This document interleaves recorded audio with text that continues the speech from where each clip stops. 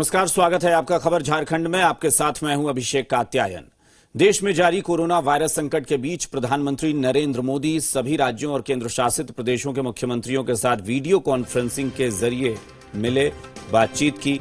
इस दौरान प्रधानमंत्री मोदी ने लॉकडाउन और अर्थव्यवस्था से जुड़ी कई चीजों पर मुख्यमंत्रियों के साथ विचार विमर्श कर उनकी राय जानी। इस बैठक में झारखंड के मुख्यमंत्री हेमंत सोरेन ने वीडियो कॉन्फ्रेंसिंग के जरिए हिस्सा लिया। मुख्यमंत्री हेमंत सोरेन ने बातचीत में कोरोना महामारी से निपटने को लेकर केंद्र से कई महत्वपूर्ण मांग रखी।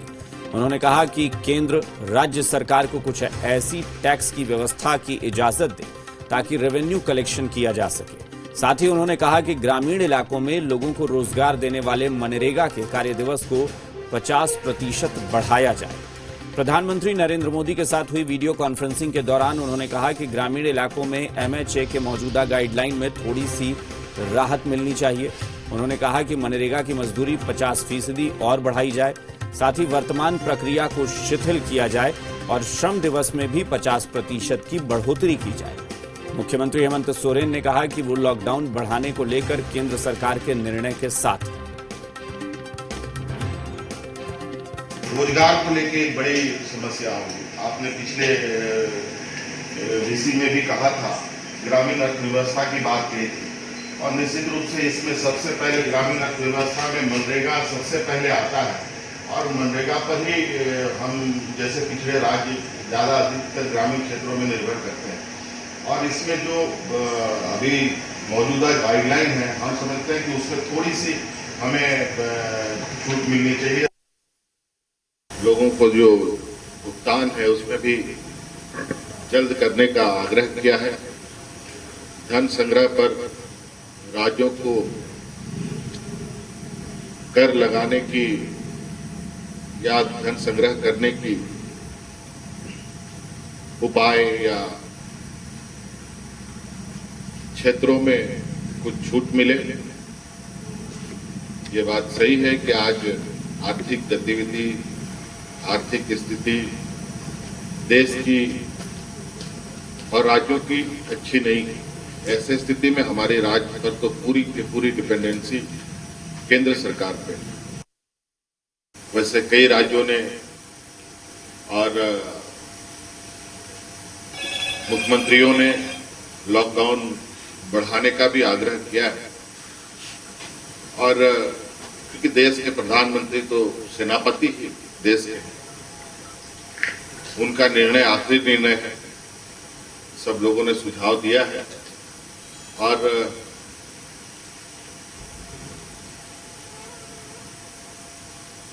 जो आने वाला समय में 17 तारीख को आएगा, केंद्र सरकार के द्वारा जो दिशा निर्देश होगा, उस दिशा निर्देश को देखते हुए राज्य सरकार आगे निर्णय लेगी। रांची समेत 15 शहरों के लिए रेल विभाग द्वारा ट्रेनों को चलाने की हरी झंडी दी जा चुकी है। लॉकडाउन की वजह से बंद हुआ रेल परिचालन लगभग 50 दिनों के बाद शुरू होने जा रहा है। हालांकि ट्रेनों के लिए बुकिंग सिर्फ IRCTC की वेबसाइट के जरिए ही हो पाएगी। वहीं ट्रेन में यात्रा के लिए रेल मंत्रालय द्वारा जारी गाइडलाइंस का पालन कर ही कोई भी यात्री सफर कर सकेगा। ये रिपोर्ट देखिए। असुविधा के लिए हमें खेद है। May I have your attention, please? Lockdown के लंबे अरसे के बाद कई ट्रेनें चलाने की हरी झंडी मिल गई है। इसको लेकर दिल्ली से रांची राजधानी ट्रेन भी चलेगी। रेल मंत्रालय के हरी झंडी मिलने के बाद रांची रेल मंडल भी तैयारियों में जुटा है। दिल्ली से मुंबई, पटना, जम्मू, रांची, अहमदाबाद, बिलासपुर, बेंगलुरु समेत 15 शहरों के लिए ट्रेनों का परिचालन 12 मई को शुरू होगा।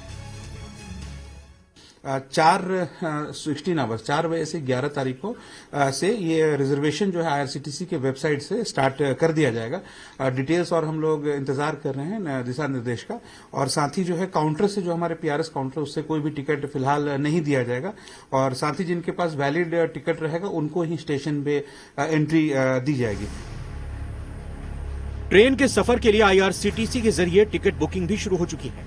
वहीं अगर बात राजधानी रांची की करें तो 12 मई को रांची नई दिल्ली राजधानी एक्सप्रेस दिल्ली से खुलकर रांची के लिए रवाना होगी और दोबारा फिर रांची से 14 तारीख को ट्रेन दिल्ली के लिए प्रस्थान करेगी। यात्रियों को यात्रा के लिए रेल मंत्रालय द्वारा दिए गए गाइडलाइंस का पालन करना अनिवार्य है। सभी यात्रियों के लिए मास्क पहनना अनिवार्य रहेगा। बिना मास्क वाले यात्रियों को यात्रा की अनुमति नहीं दी जाएगी। यात्री गमछे का भी इस्तेमाल कर सकते हैं। यात्रा शुरू होने के कम से कम 1 घंटे पहले स्टेशन पहुंचना होगा। इसकी वजह यह है कि यात्रियों की स्क्रीनिंग होगी, जिसमें समय लगेगा। जिन यात्रियों में कोरोना के लक्षण नहीं होंगे, उन्हें ही यात्रा की अनुमति मिलेगी। इसलिए बेहतर है कि अगर आपको हल्का बुखार है तो ट्रेन का टिकट बुक ना कराएं। सभी यात्रियों के लिए मोबाइल फोन में आरोग्य सेतु ऐप डाउनलोड करना अनिवार्य होगा। ये ऐप आपको कोरोना के बारे में आगाह करता है। इसके बिना बोर्डिंग नहीं मिलेगी। टिकट बुकिंग में किसी भी तरह की रियायत नहीं मिलेगी। तत्काल, प्रीमियम तत्काल और करंट बुकिंग नहीं होगी। टिकट काउंटर से बुकिंग नहीं होगी। कंफर्म टिकट यात्री ही स्पेशल ट्रेनों में कर पाएंगे सफर। सभी ट्रेनें लिमिटेड स्टॉपेज पर ही रुकेंगी। अभी केवल एसी कोच के साथ ही चलेंगी सभी स्पेशल ट्रेनें। इन ट्रेनों में जनरल बोगी नहीं होगी। ट्रेन में कंबल और चादर की सुविधा यात्रियों को नहीं मिलेगी। इसीलिए घर से ही कंबल या चादर ले जाना जरूरी है। रास्ते में खाने पीने का कोई सामान नहीं मिलेगा। इसलिए घर से ही अपने खाने पीने का इंतजाम करके चलें। दरअसल रेल मंत्रालय ने रांची समेत 15 शहरों के लिए ट्रेन को चलाने की हरी झंडी दे दी है और तमाम गाइडलाइंस का पालन कर ही जो भी यात्री हैं वो ट्रेन में सफर कर सकेंगे। और ट्रेन में बुकिंग के लिए IRCTC की वेबसाइट के जरिए ही आज शाम से बुकिंग शुरू हो जाएगी। और जो भी यात्री ट्रेनों में सफर करना चाहते हैं और लॉकडाउन की वजह से विभिन्न शहरों में फंसे हुए हैं, उनके लिए ये उम्मीद की किरण जगी है, क्योंकि रेल मंत्रालय ने साफ तौर पर ट्रेन चलाने की हरी झंडी दे दी है।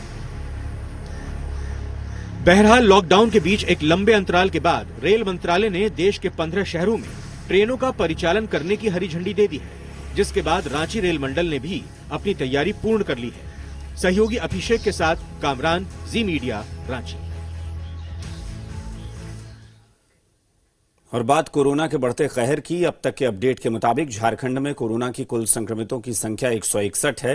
राजधानी रांची के हिंदपीढ़ी से एक और शख्स की रिपोर्ट कोरोना पॉजिटिव आई है। इससे पहले रविवार को झारखंड में 4 लोगों की रिपोर्ट पॉजिटिव आई थी। झारखंड में कोरोना से ठीक हुए मरीजों की संख्या 78 पहुंच गई है और कोरोना से अब तक राज्य में 3 लोगों की मौत हुई है। फिलहाल राज्य में कोरोना के 80 एक्टिव केस हैं।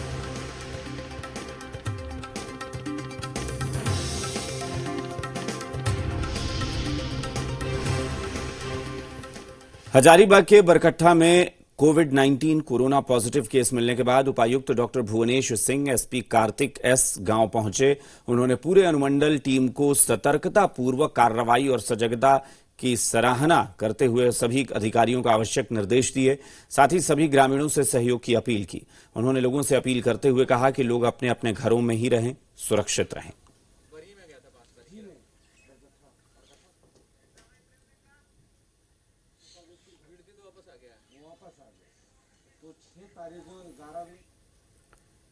कोरोना वायरस से बचाव के लिए झारखंड के परिवहन मंत्री चंपई सोरेन ने झारखंड चालक एवं परिवहन सुरक्षा अभियान का शुभारंभ किया। इस दौरान वाहन चालक सुरक्षा मार्गदर्शिका का विमोचन करते हुए वाहन चालकों और सहायकों के बीच कोरोना सुरक्षा टूल किट का वितरण भी किया। इस अभियान का उद्देश्य कोरोना संक्रमण से बचाव के लिए वाहन चालक और सहायकों के साथ साथ लोगों के बीच जागरूकता फैलाना और उन्हें कोविड-19 के संक्रमण से बचाना है। इस मौके पर परिवहन मंत्री चंपई सोरेन ने कहा कि कोविड-19 से उत्पन्न इस वैश्विक संकट में परिवहन विभाग द्वारा महत्वपूर्ण भूमिका निभाई जा रही है। सोशल मीडिया में इसी वीडियो का हम लोग सब यहाँ पर पहुँचाएंगे, ताकि कम से कम एक वीडियो के माध्यम से हम लोग बता सकते हैं उनको आज का ये कोविड-19 का अंदर से उनका कैसा रहना है, कैसा चलाना गाड़ी, उसी के संबंध में करेंगे। इसके साथ में और एक किताब, एक मार्गदर्शिका बनाया सर, उसमें उसी मार्गदर्शिका हम लोग सभी चालक का यहाँ पर अभी हम लोग 10 से 60 चालक के लिए उसका देंगे, किताब देंगे उसको। लॉकडाउन के बीच बाधित पढ़ाई को लेकर शिक्षा मंत्री जगन्नाथ महतो ने देवघर परिसदन में शिक्षा विभाग के सभी अधिकारियों के साथ बैठक की। बैठक में कक्षाएं 5 घंटे की जगह 7 घंटे करने का निर्णय लिया गया। साथ ही आधे दिन वाली क्लास को फुल डे करने का भी निर्णय लिया गया। इस दौरान डिजिटल क्लास को लेकर भी समीक्षा की गई। इसके संसाधन की उपलब्धता और इस्तेमाल पर भी चर्चा की गई। इसके अलावा प्राइवेट स्कूल की फीस पर एक कमेटी बनाई गई है और 1 महीने की रिपोर्ट देने को कहा गया है। इस महामारी से, स्कूल बंद से पढ़ाई बाधित हुआ है, उसको हम मेकअप कैसे करेंगे, उस पर हम लोग कैलेंडर तैयार किए हैं। जो हमारा क्लास 5 घंटे का था वो 7 घंटा होगा। शिक्षा मंत्री ने दुमका के जिला स्कूल में भी शिक्षा विभाग द्वारा आयोजित समीक्षा बैठक में हिस्सा लिया और स्कूलों में चल रहे सरकार की योजनाओं के बारे में समीक्षा बैठक की। शिक्षा मंत्री ने कहा कि कोरोना महामारी में देश, दुनिया और राज्य की हालत ठीक नहीं है। इसके बाद भी हेमंत सरकार ने शिक्षा के प्रति कोई समझौता नहीं किया है।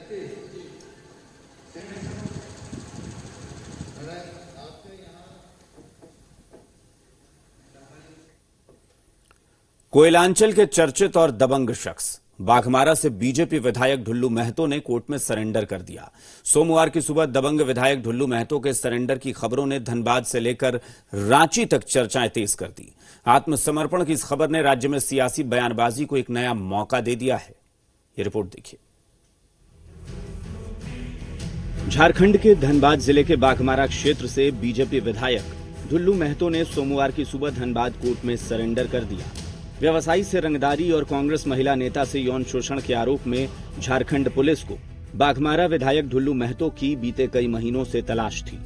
ढुल्लू की गिरफ्तारी के लिए कई बार उनके आवास समेत अन्य ठिकानों पर छापेमारी भी की गई, लेकिन बाघमारा विधायक पुलिस को चकमा देने में हर बार कामयाब रहे। झारखंड पुलिस की बढ़ती दबिश ने आखिरकार ढुल्लू महतो को सरेंडर करने के लिए मजबूर कर दिया। देखिए, पूर्व से मामला दर्ज था, 2-3 मामले दर्ज थे। आज सरेंडर किए हैं और मेडिकल जांच वगैरह उनकी हो गई है और उनको अपना जेल से डिटेंडर अपने मैनुअल के हिसाब से उनको अपने क्वारंटाइन करेंगे। जो भी उनका कहूँगा कि केसेस में उनका वारंट निकला हुआ था और पुलिस तलाश कर रही थी, उसी में उन्होंने सरेंडर किया है। आगे की तो जो अनुसंधान जो पुलिस के पास जो भी साक्ष्य के आधार पर जो पुलिस कार्रवाई करेगी, जो भी पुलिस के केसेस लंबित होंगे उन केसेस में उनसे पुलिस को जो अपनी अनुसंधान की जो लंबित कार्रवाई है उसको पूरा करेगा। फिलहाल अदालत के निर्देश पर ढुल्लू महतो को न्यायिक हिरासत में जेल भेज दिया गया है। अब विधायक की जेल में मेडिकल जांच के साथ साथ कोविड-19 की भी जांच कराई जाएगी। विधायक के कोर्ट में आत्मसमर्पण के बाद जेल की सुरक्षा बढ़ा दी गई है। हालांकि विधायक को धनबाद पुलिस रिमांड पर लेगी या नहीं, ये अब तक तय नहीं है। जो केस था, जो व्हीकल वगैरह, उसमें हम लोग सरेंडर किए। आज का केस जो था वो रंगदारी और 307 से संबंधित था, तो उसमें किसी तरह का कोई पहला बार हम लोग उसमें सरेंडर करके बेल के लिए आज प्रेयर किए हैं। ढुल्लू महतो के द्वारा सरेंडर किए जाने के बाद राज्य में सियासत तेज हो गई है। जेएमएम और कांग्रेस ने सरकार और प्रशासन की तारीफ करते हुए कहा कि कोई भी सफेद नकाबपोश पुलिस की गिरफ्त से नहीं बच सकता और ऐसे लोगों पर कानून सख्त कार्रवाई करेगा। तो बीजेपी ने जेएमएम और कांग्रेस को इस मामले पर राजनीति न करने की नसीहत दी। लोग आक्रांत थे, कंपनियां नहीं आती थी वहां, आउटसोर्सिंग कंपनियां कई एक छोड़कर चली गई, पूरा गुंडा राज। सरकार दूसरी आई, हेमंत सोरेन जी आज मुख्यमंत्री हैं। सरकार का नजरिया बदला, अफसरों का नजरिया बदला और कानून अपना काम करेगा, यही सोच इस सरकार की है। बाघमारा विधायक ढुल्लू महतो का आत्मसमर्पण है।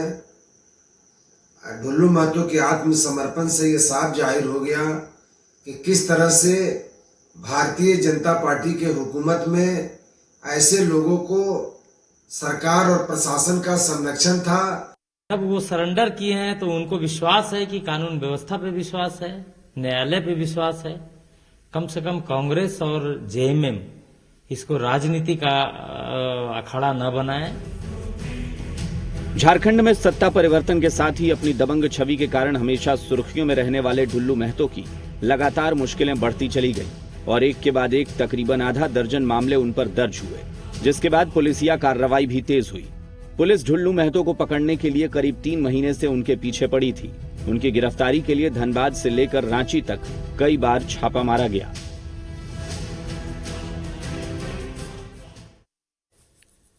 पश्चिम सिंहभूम के पुड़ैयाहाट जंगल में सुरक्षा बलों के ऑपरेशन से बौखलाए पीएलएफआई उग्रवादियों ने 2 ग्रामीणों के कान तेज धार हथियार से काट दिए। दोनों घायल ग्रामीणों को सदर अस्पताल में भर्ती कराया गया है। दोनों फिलहाल खतरे से बाहर हैं। पुलिस के मुताबिक गुदरी और टेबो थाना क्षेत्र के सीमा पर आरी फारी में सीआरपीएफ कैंप को पीएलएफआई हटाना चाहती है और इसके लिए वो ग्रामीणों के बीच हस्ताक्षर अभियान चला रहे हैं। इन दोनों युवकों ने पीएलएफआई के हस्ताक्षर अभियान पर हस्ताक्षर करने से साफ इनकार कर दिया, जिससे पीएलएफआई उग्रवादियों ने पहले फायरिंग की और फिर उनके कान काट दिए। इसकी जानकारी जब सुरक्षा बलों के जवानों को मिली तब पुलिस के जवानों ने दोनों को चाईबासा सदर अस्पताल में भर्ती कराया। पीएलएफआई के प्रतिबंधित संगठन के कुछ उग्रवादियों के द्वारा जो है मारपीट की घटना की गई थी। इसकी शिकायत थाना पर नहीं आ पाई थी, लेकिन पुलिस ने पहल करते हुए इसकी आसूचना का सत्यापन करते हुए उन दोनों ग्रामीणों को जो है इलाज के लिए अस्पताल पहुंचाया। उनके साथ मारपीट की गई थी, जिससे वो जख्मी हो गए थे और कान के पास भी उनकी चोट भी आई थी। तो उनका इलाज अभी चल रहा है और वो काफी सामान्य स्थिति में है और खतरे से बाहर है। यहां रुकेंगे एक छोटे से ब्रेक के लिए, लेकिन कहीं मत जाइएगा, फौरन लौटते हैं।